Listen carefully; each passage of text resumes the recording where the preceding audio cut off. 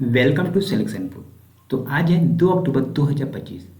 2 अक्टूबर 2025 से जितने भी इंपॉर्टेंट करंट अफेयर बनते हैं सारे सारे हम लोग इस वीडियो में डिस्कस करेंगे। अगर फ्रेंड आप इस चैनल पर नए हैं तो चैनल को सब्सक्राइब कर लीजिएगा, बेल आइकन को प्रेस कर लीजिएगा। अगर आप वीडियो लास्ट तक देखते हैं, अगर आप वीडियो आपको थोड़ा सा भी मेहनत आपको पसंद आता है तो आप लाइक वीडियो को करिएगा और शेयर जरूर करिएगा। तो हम चलिए स्टार्ट करते हैं। जूडो जूनियर विश्व चैंपियनशिप में भारत की पहली पदक जीतने वाली खिलाड़ी कौन बनी? तो ये दिख रहा होगा आपको, लिनथोई चनबम ने क्या किया है, इसे जीता है, जूडो जूनियर विश्व चैंपियनशिप। ठीक है, वो कहाँ के रहने वाली थी? वो मणिपुर के रहने वाली लिथनोई चनबम ने जूडो चैंपियनशिप को जीता है। अब देखिए, ये 57 किलोग्राम वर्ग में कांस्य पदक जीतकर अपने इतिहास को इसने रचा है। चलिए, इतना तो आप जान चुके हैं। अब बढ़ते हैं नेक्स्ट क्वेश्चन की ओर। रूपिन फुटनाट जाफी सांबोन को हाल ही में किस देश का प्रधानमंत्री नियुक्त किया गया? तो इसका जो करेक्ट आंसर हो जाएगा, मेडागास्कर का ये प्रधानमंत्री बने हैं रूपिन फुटनाट जाफी सांबोन।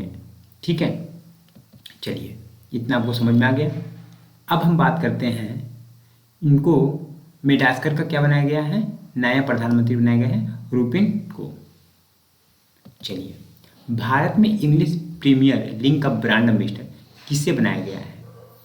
तो ऑप्शन नंबर बी जो करेक्ट हो जाएगा, संजू सैमसन को बनाया गया है भारत में इंग्लिश प्रीमियर लीग का ब्रांड एम्बेसडर। इनको इसलिए बनाया गया है ताकि फुटबॉल को बढ़ावा दे सके। ये एक क्रिकेटर है संजू सैमसन, जो इनको इंग्लिश प्रीमियम का लीग का ब्रांड एम्बेसडर के रूप में नियुक्त किया गया है। ठीक है, दक्षिण पूर्व एशिया का पहला कोरल क्रायो बैंक किस देश ने लॉन्च किया है?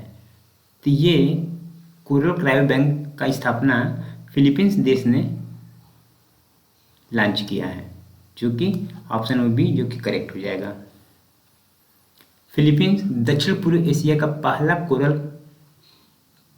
क्रायो बैंक लॉन्च किया है, ताकि इसका काम क्या रहेगा, समुद्री जैव विविधता को संरक्षित करना, यानी कि इसको रक्षा प्रदान करना। अब बात करते हैं भौतिक का, जो भौतिकी जो नोबेल पुरस्कार मिलता है ये 2025 में किसे दिया गया है? तो जॉन क्लार्क, मिशेल डोरेट और जॉन एम मार्टिन्स को दिया गया। ऑप्शन नंबर बी जो कि राइट आंसर हो जाएगा, इसे आप लोग करेक्ट कर लीजिएगा।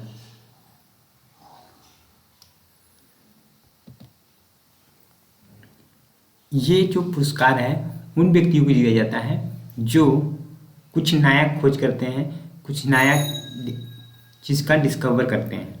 तो देखिए, इन्होंने क्या किया है, क्वांटम कंप्यूटरिंग में उनका योगदान काफ़ी अच्छा रहा है, इसलिए इन्हें नोबेल पुरस्कार दिया गया है।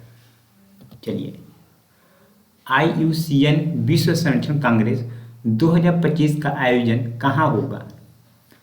तो IUCN विश्व संरक्षण कांग्रेस 2025 का आयोजन आबू धाबी में होगा, जो कि करेक्ट आंसर हो जाएगा, ऑप्शन नंबर बी जो कि राइट आंसर है।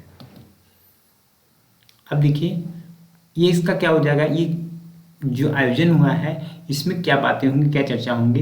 इसमें चर्चा होंगी पर्यावरण संरक्षण से जुड़ी वैश्विक नीतियों पर चर्चा की जाएगी। ये आबू धाबी में आयोजित किया गया है।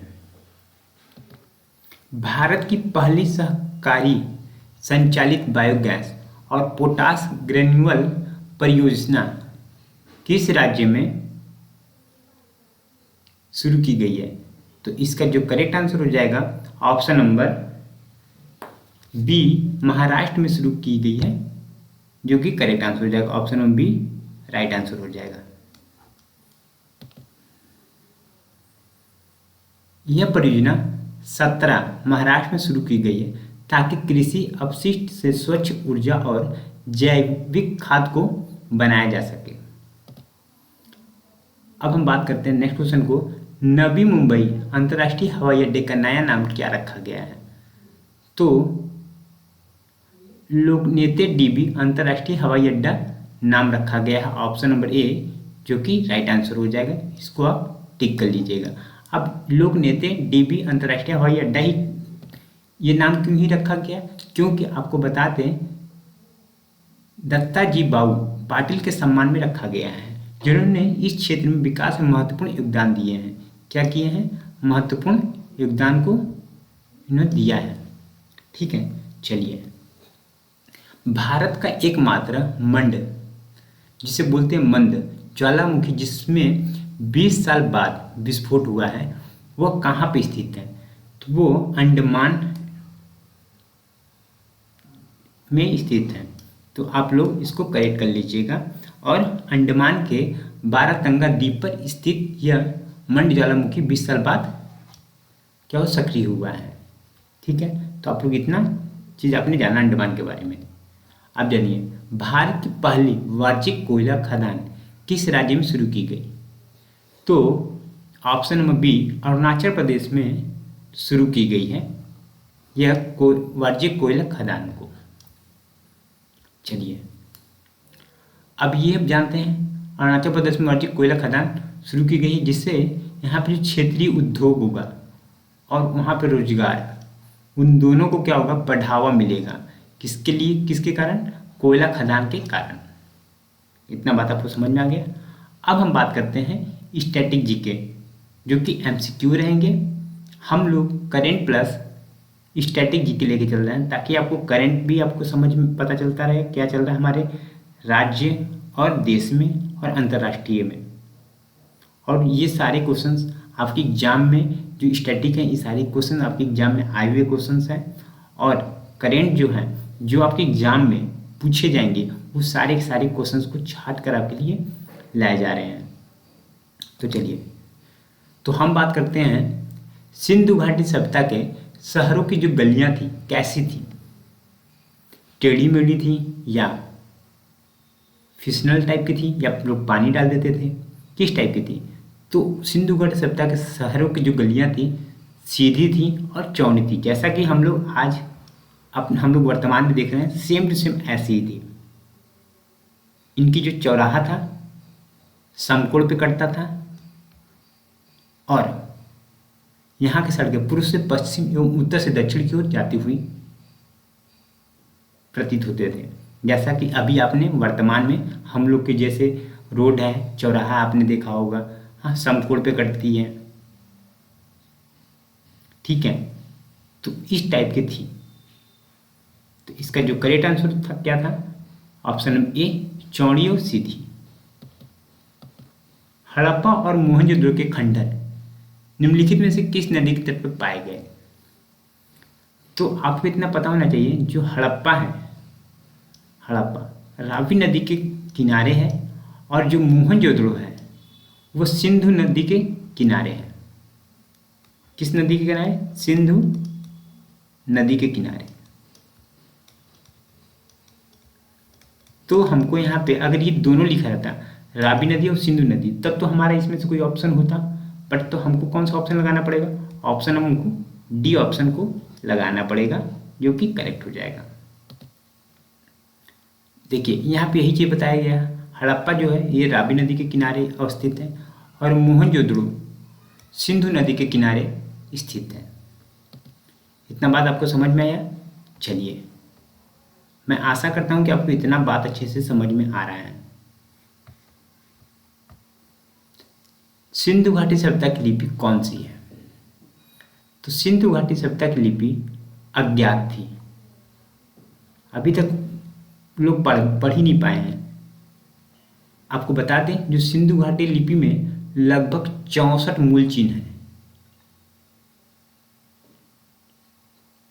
64 क्या है? और 250 से 400 तक अक्षर है।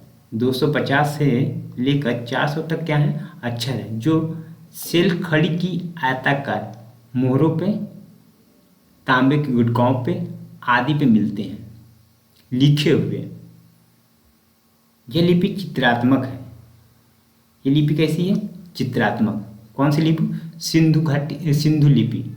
सिंधु लिपि कैसी है? सिंधु घाटी सभ्यता की जो लिपि है वो किस टाइप की है? चित्रात्मक है। ये लिपि को अभी तक किसी ने नहीं पढ़ा है। ठीक, चलिए अब आता है नेक्स्ट क्वेश्चन की ओर। बिना दुर्ग के एकमात्र सिंधु नगर कौन सा था? तो बिना दुर्ग का एकमात्र सिंधु नगर आपका चनहुंदड़ो है, चनहुंदड़ो। ऑप्शन नंबर डी जो कि करेक्ट हो जाएगा। चनहुंदड़ो बिना दुर्ग का एकमात्र सिंधु नगर है। यह सिंधु नदी के बाएं तट पर स्थित है। चनहुंदड़ो है सिंधु नदी अगर ऐसे है, ऐसे बह रही है तो हमारा दायां ये समझ लीजिए और बाएं ये समझ लीजिए, तो मतलब कि चनहुंदड़ो है इस जगह पे स्थित है और मोहनजोदड़ो इस साइड पे स्थित होगा। ठीक है ना, या मोहनजोदड़ो इधर साइड पे स्थित होगा, क्योंकि मोहनजोदड़ो के इसके साथ कोई ये नहीं बताएगा कि मोहनजोदड़ो किस साइड पे, चनहुंदड़ो के बगल में है कि कहाँ पे। ठीक है, यह सिंधु नदी के बाएं तट पे स्थित है। यहाँ से बड़ी मात्रा में क्या मिला है? प्रसाधन सामग्री। यह एक औद्योगिक नगर के रूप में जाना जाता था। अगर कोई कहे औद्योगिक नगर कौन सा है तो आप क्या कहेंगे? चनहुंदड़ो। ठीक है, मैके ने क्या किया था, जो मैके साहब थे उन्होंने क्या किया था, यहाँ से मनके बनाने का कारखाना को ढूंढा था। ठीक है, चलिए अब बात करते हैं मोहनजोदड़ो में सबसे बड़ा भवन कौन सा है। तो देखिए सबसे बड़ा भवन आपका धन्यगार है। अगर आ जाए तो, अगर मान लीजिए एग्जाम में अगर ये चीज़ें धन्यगार ना दे, कोई और देंगे, तो पहले नंबर पे ये है, दूसरे नंबर पे आपका ये होगा विशाल स्नानागार। तो हम लोग दोनों के बारे में एक ही करके जानते हैं। तो देखिए जो धन्यगार आपका ऑप्शन नंबर सी बी जो कि करेक्ट हो जाएगा। यहाँ पे इस जगह पे आपका बी सही है। और हम ये दोनों के बारे में बात करते हैं, विशाल स्नानागार और धन्यगार के बारे में बात करेंगे। तो मोहनजोदड़ो का धन्यगार 45.7171 मीटर लंबा था। ठीक है, तथा 15.23 मीटर क्या था, ये चौड़ा था। बात आपको समझ में आया? जो कि वहाँ का सबसे बड़ा भवन के रूप में जाना जाता था। और यहाँ के जो भवनें थी ना, ये ऐसे बंद रहता था और इसको ऊपर से लोग डालते थे, जो अनाज वगैरह था ये ऊपर से लोग डालते थे। ठीक है, चलिए मोहनजोदड़ो के विशाल स्नानागार के बारे में अगर हम बात करें तो उत्तर से दक्षिण की ओर लंबाई कितना थी? 11.18 मीटर तथा पूर्व से पश्चिम की ओर इसकी चौड़ाई थी 7.1 मीटर थी, जो कि हमारे प्यारे भाइयों को समझ में आ रहा होगा। ठीक है, तो चलिए अब हम बढ़ते हैं। जो अब कल का क्वेश्चन था, इस क्वेश्चन पे हम लोग आ गए। तो आपको पता है कि अगर आप लोग यहाँ तक पहुँच गए हैं, चैनल को अगर आपने अभी तक सब्सक्राइब नहीं किया है, चैनल को सब्सक्राइब कर लीजिएगा, बेल आइकन को प्रेस कर लीजिएगा और वीडियो को जरूर शेयर करिएगा। हमारा भी मनोबल बना रहेगा और जो लोग पढ़ेंगे उनका भी अच्छा रिजल्ट आएगा। एशिया कप 2025 का खिताब भारत ने पाकिस्तान को हराकर कितनी बार जीता है? तो पाकिस्तान को हराकर 9 बार भारत ने जीता है। तो चलिए हम बात करते हैं। और भारत ने पाकिस्तान को हराकर 2025 का एशिया कप जीता और यह उसका 9वां खिताब था। किसका था? भारत का। ठीक है, अब हम बात करते हैं।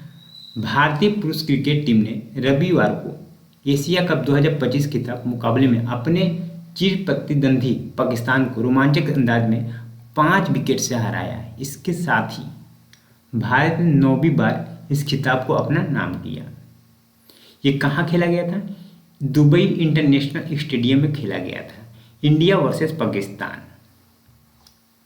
ये एशिया कप 2025 फाइनल मैच में भारतीय क्रिकेट ने टॉस जीता था और टॉस जीतकर उसने क्या लिया? गेंदबाजी करने के लिए फैसला किया और टीम इंडिया गेंदबाजी की। भारत ने एशिया कप में पाकिस्तान को 2 बार हराया। भारत ने एशिया कप में पाकिस्तान को 2 बार हराया और ग्रुप ए मुकाबले में भारतीय टीम ने पाकिस्तान को 7 विकेट से मात दी थी और वो सुपर 4 मैच में 6 विकेट से जीतकर दर्ज की थी। इतना बात आपको समझ में आ गया होगा। अच्छा, अब एशिया कप को 41 साल के इतिहास में ऐसा पहली बार हुआ कि जब एशिया कप फाइनल मैच में भारत बनाम पाकिस्तान मुकाबला खेला गया। कब खेला गया? 41 साल बाद फिर खेला गया, इन दोनों टकराव आए। ठीक है, आपको बता दें कि भारत अब तक 9वीं बार खिताब जीतकर सबसे सफल टीम और 2023 में जीतकर अपने वनडे खिताब के साथ डिफेंडिंग चैंपियन बना। वहीं पाकिस्तान ने सिर्फ 2 बार एशिया कप जीता था। एशियन क्रिकेट काउंसिल, जिसे एसीसी बोलते हैं, आयोजित होता है। एशिया कप की स्थापना साल 1983 में हुई थी। जो एशिया कप की जो स्थापना हुआ था 1983 ईस्वी में हुआ था। और 1 साल बाद संयुक्त अरब अमीरात, जिसे हम लोग शॉर्ट फॉर्म में यूएई कहते हैं, शारजाह में पहली बार इस टूर्नामेंट को आयोजित किया गया। ठीक है, भारतीय टीम ने साल 1984 में, वो साल था जो सुनील गावस्कर की कप्तानी में पहली बार एशिया कप का खिताब जीता था। आपको बता दें कि एशिया कप का यह 17वां संस्करण रहा है, जिसमें से 17 में से 9 बार अपना प्यारा भारत खिताब को जीता है। अब देखिए कब कब जीता है अपना भारत। 1984 में जीता था खिताब, फिर उसके बाद 1988 में जीता था, फिर 1991 में जीता, फिर उसके बाद 1995 में जीता, फिर उसके बाद 2010 में जीता, फिर उसके बाद 2016 में जीता, फिर उसके बाद 2018 में जीता, फिर उसके बाद 2023 में जीता और उसके बाद 2025 में जीता। तो 9 बार भारत ने एशिया कप को जीता है। जितनी बात आपको समझ में आई तो इसको आप लोग याद कर लीजिएगा, लर्न कर लीजिएगा, कभी भी एग्जाम में पूछा जा सकता है। ठीक है, चलिए तो आज का क्वेश्चन है, भारत के पहले मेरीटाइम सिमुलेशन सेंटर का उद्घाटन किस राज्य में किया गया है। अगर आप इस चैनल पर नए हैं तो चैनल को सब्सक्राइब कर लीजिएगा, बेल आइकन को प्रेस कर लीजिएगा। मैं पुनः कहूँगा आपसे कि अगर आपको वीडियो अच्छा लगा होगा, थोड़ी सी आपको मेहनत समझ में आया होगा, तो चैनल को आप सब्सक्राइब करिएगा और वीडियो को शेयर करिएगा। अगर आपको बहुत ही अच्छा लगा होगा तो आप लाइक ज़रूर करिएगा और सब्सक्राइब जरूर करिएगा। अब हम लोग मिलते हैं नेक्स्ट वीडियो के लिए, तब तक के लिए धन्यवाद। जय हिंद। जहाँ भी रहिए अच्छे रहिए, कुशल मंगल रहिए। धन्यवाद।